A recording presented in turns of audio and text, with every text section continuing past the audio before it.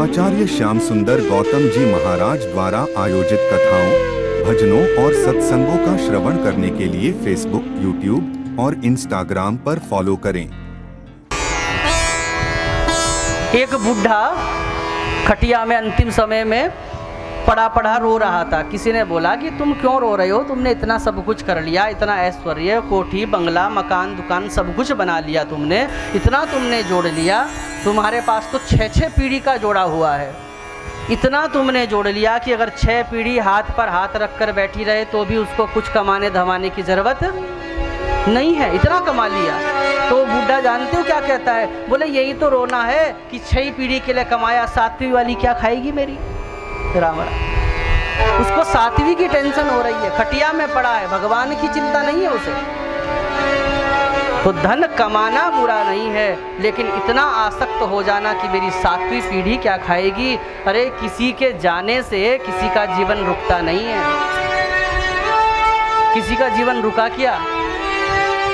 अच्छा, एक दिन आप अपने कमरे में बैठकर कल्पना करना, एक बार अपने को कल्पना करना, अपने को एक बार मार के देखना कि मैं मर गया, मेरी अर्थी सजी है, राम नाम सत्य है, मुझे लेकर चले गए, लोग थोड़ा रोए हैं, उसके बाद जला के आए, घर में स्त्रियां रो रही हैं, फूंक कर आ गए, और मुझे कल्पना करो, अपने को देखो, उस कल्पनाओं में देखो अपने को, मैं भर भरा कर मैं जल रहा हूँ। उसके बाद लोग आए, थोड़ा सा दुखी थे, लेकिन उसके बाद जब सब जल गया, बेटे ने मुंडन करा दिया, और फिर कुछ लोग पूरी खाने चले गए।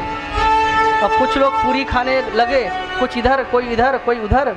उसके बाद घर आए, और कई लोगों के फिर फ़ोन आ जाते हैं घर में कि अरे हम तो आ नहीं पाए क्योंकि ऐसा ऐसा बहुत व्यस्त काम पड़ गया। तो कुछ औपचारिकता फ़ोन में निभा लेते हैं, धीरे धीरे दिन बीतते चले जाते हैं। उसके बाद जो क्रिया में भी बैठा है वो इतना उदास हो जाता है 2-4 दिन में, यार नमक का भी नहीं खा सकते, किसी का छुआ हुआ नहीं खा सकते, क्रिया में बैठे हैं, टाइम कैसे पास हो।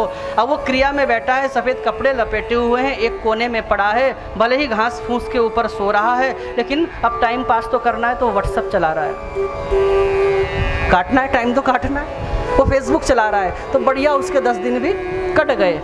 उसके बाद कुछ रिश्तेदार आए 10वें दिन कपड़े वपड़े धोने के लिए, और फिर थोड़ी सी क्रियाएं हुई। 10वें दिन जब आए रिश्तेदार तो फिर थोड़ा सा फॉर्मेलिटी के लिए बातचीत भी करने लगे, भैया हलवाई किसको करना है, बढ़िया लड्डू कौन बनाता है, बढ़िया किसका कौन सा हलवाई बढ़िया बनाता है, सब्जी कहाँ से आएगी, ये कहाँ से आएगा, पूरी व्यवस्था करी। और उसके 13वें दिन बढ़िया कुछ खाया। धीरे धीरे धीरे लोग आपको भूलने लगे हैं, और फिर आप फ्रेम में आ गए, मतलब आप फिर अब एक तस्वीर में आ गए। अब आपको कोई थोड़े दिन तो 1-2 साल रखा, उसके बाद जब 2-3 साल आपकी फ़ोटो को हो गए तो वो बैठक थोड़ा अजीब सा लगता है। इसलिए बेटे ने कहा, अरे बैठक में ये कोई लगाने की चीज़ है क्या बुढ़े पितरों को, इसलिए इसको तो साइड में लगा दो। और फिर आपका वो फ्रेम का फ़ोटो निकाला और फिर उसको स्टोर रूम में लगा दिया। और एक दिन बच्चा खेल रहा था, फ़ोटो हाथ से जब लगा तो नीचे गिरा, चटाक से चटक गया। अब बेटे ने सोचा माँ की फ़ोटो फूट गई, लेकिन अब इसको बनाकर करना भी क्या है, और फिर वो एक तरफ पानी में बहा दिया गया। आपकी स्मृति को भी कोई नहीं रखना चाहता, जिस आपकी एक फ़ोटो, एक कागज़ के टुकड़े को कोई नहीं रखना चाहता, और आप उस परिवार के लिए अपने कल्याण का भाव छोड़कर 24 घंटे जिसके लिए आ सकते हैं, हाय तौबा, हाय तौबा, हाय तौबा। आप देखिए जीवन का सत्य क्या है, कल्पना कीजिए।